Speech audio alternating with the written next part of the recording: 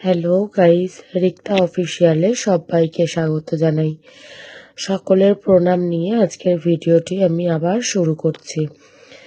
আজকে দেখো আমি নিয়ে চলে আসলাম গোপুর ভোগ করব। এই যে দেখো, এই যে স্টিম কুকারটাই আমি রান্না করছি, এটা মা আমাকে বার্থডেতে গিফট করেছে। আমার 13ই জুন বার্থডে গেল, তো সেই বার্থডেতে মা এটা আমাকে গোপুর ভোগ করার জন্য স্পেশালভাবে এটা আমাকে গিফট করেছে। তাই জন্য এটা তো তুলে রাখলে হবে না। আমরা সচরাচর ওকে প্রত্যেক পূর্ণিমাতেই আমরা ভোগ করে দিই। তো ভোগ করার আগে যেহেতু এটা কোনো পূর্ণিমার ভিডিও নয়, এটা আমি দুদিন আগেই করেছিলাম আর কি, যে এটা তো তুলে রাখলে হবে না, এটা একটু ট্রাইও করতে হবে। মাও বলছে জিনিসটা কিনলাম, কেমন হয়েছে একটু জানাবি। তো তাই জন্যই আমি গোপুর এটা ভোগটা করা নিয়ে চলে আসলাম, গোপুর ভোগের রেসিপিটা নিয়ে। আজকে করব আমি সুজি আর লুচি। এখানে দেখো আমি প্রথমেই ওটা অন করে দিলাম।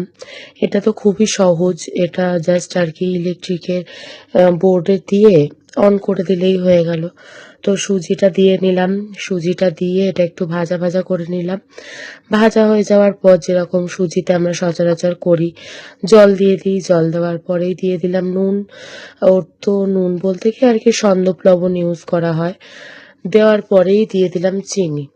দিয়ে নাড়াচাড়া করতে করতে জলটা শুকিয়ে বসা বসা হয়ে গেল।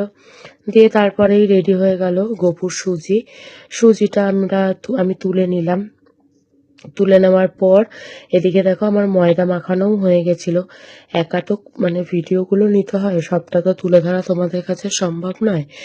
এবার ময়দাটা মাখিয়ে নেওয়ার পর আমি দেখো তোমাদের সাথে ওটা শেয়ার করে নিলাম। তারপরেই একে একে বেলে নিলাম। বেলে নেওয়া দিয়ে স্টিম কুকারটায় আমি তেলটা ঢেলে দিলাম। তেলটা ঢেলে দেওয়ার পরে তেলটা গরম হয়ে যাওয়ার পর আমি এবার লুচিগুলো ভেজে নেওয়ার পালা।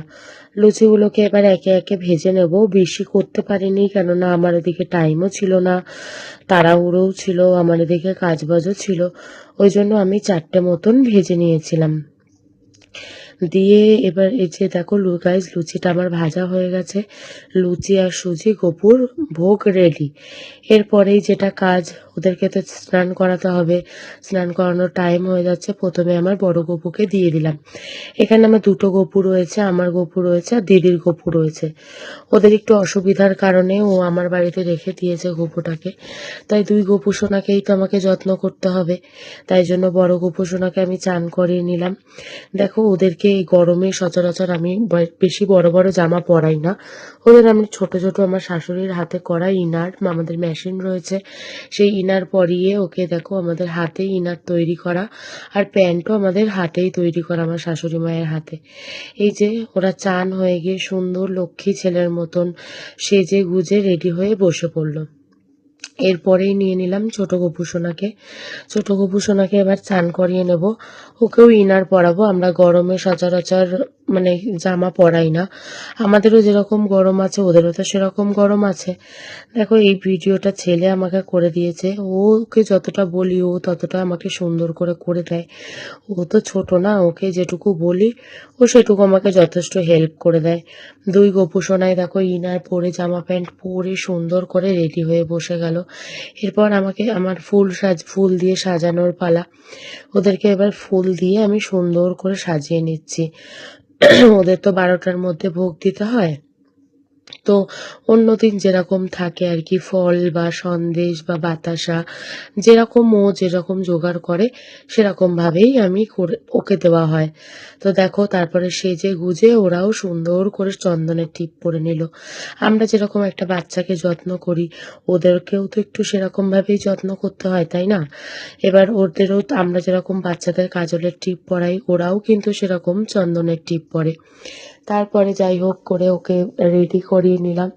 রেডি করিয়ে নেওয়ার পরে আমি এদিকে ওদের ভোগটা সুন্দর করে সাজিয়ে নিচ্ছি। দেখো ওদের তো গোপুসোনাদের ভোগে তো তুলসী পাতা দিতেই হয়, ওদের আবার তুলসী না হলে ভোগ আর কি নিবেদন করা যায় না। তারপরে আমার ভোগগুলো নিবেদন করে দিলাম। ভোগ নিবেদন করে দিয়ে ঘন্টা বাজিয়ে ওদেরকে সুন্দর করে মানে ধূপ প্রদীপ ঘুরিয়ে ওদেরকে আহ্বান জানিয়ে ডেকে নিলাম। ওদের জন্য যে সুন্দর করে ভোগটা আমি নিবেদন করছি সেটা যেন ওরা ভালোভাবে সেটি গ্রহণ করে। চলো আজকের মতন টাটা। ভিডিওটি ভালো লাগলে লাইক এবং সাবস্ক্রাইব